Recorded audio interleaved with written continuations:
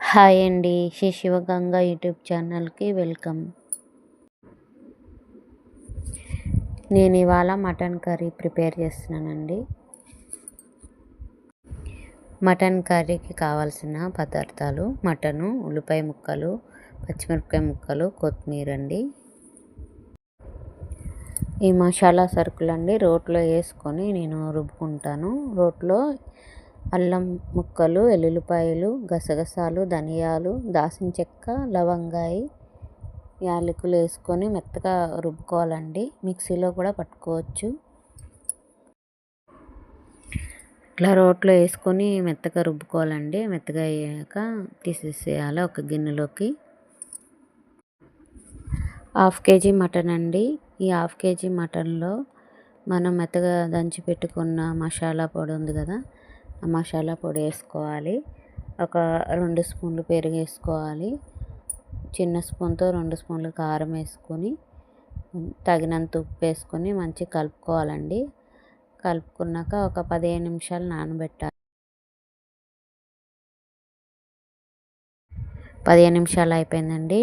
ముక్కలకి మసాలా బాగా పట్టింది. ఇప్పుడు స్టవ్ వెలిగించుకొని కడాయి పెట్టి అందులో 4-5 స్పూన్ల నూనె వడ్డించుకోవాలండి. నూనె ఎక్కువే పడుతుంది, మసాలా కూర కదా.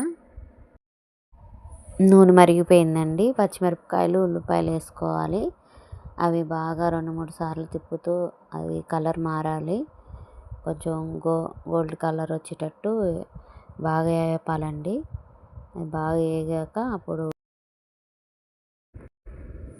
ఉల్లిపాయ ముక్కలు బాగా వేగిపోయినాయండి. చూసారు కదా, ఏ కలర్ వచ్చినాయి. ఈ కలర్ వచ్చేదాకా వేపుకొని అల్లం వెల్లుల్లిపాయ పేస్ట్ వేసుకోవాలండి. అది పచ్చివాసన పోయేదాకా కొంచెం వేపుకోవాలి. వేపుకున్న మనం ముందుగా మసాలాలో నానబెట్టుకున్న మటన్ ముక్కలు అందులో వేసేయాలండి. వేసి మంచిగా కలపాలి. బాగా కలిసేటట్టు బాగా కలపాలి. ఉల్లిపాయ ముక్కలు, మటన్ ముక్కలు బాగా కలపాలండి. బాగా కలిసాక కొంచెం ఉప్పు, అంటే ముందు కొంచెం వేసుకున్న ఉప్పు తగినంత ఉప్పు వేసుకోవాలండి. కారం 2 స్పూన్లు వేసుకోవాలి. కొంచెం పసుపు వేసుకోవాలి. వేసి మళ్ళీ ఒకసారి కలపాలండి.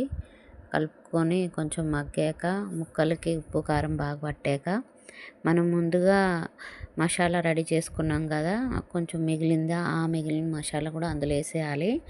వేసేసి కలపాలండి. మసాలా వేసాక బాగా కలపాలండి. కలిపి ఒక 5 నిమిషాలు మగ్గనివ్వాలి. నూనె అనేది ఇట్లా పైకి తేలేటప్పుడు ఒక పెద్ద గ్లాసు వాటర్ పోయాలండి. అది బాగా ఉడకాలి. మటన్ కదా, కనీసం 15 నిమిషాలు ఉడకాలి. 15 నిమిషాలు అయిపోయింది, తీసేద్దామండి. అబ్బా, చూసారా ఎంత బాగుందో. నూనె మంచి పైకి తేలుతుంది. ఇప్పుడు ముక్క తీసి చూస్తే మెత్తబడింది ముక్క, బాగుంది.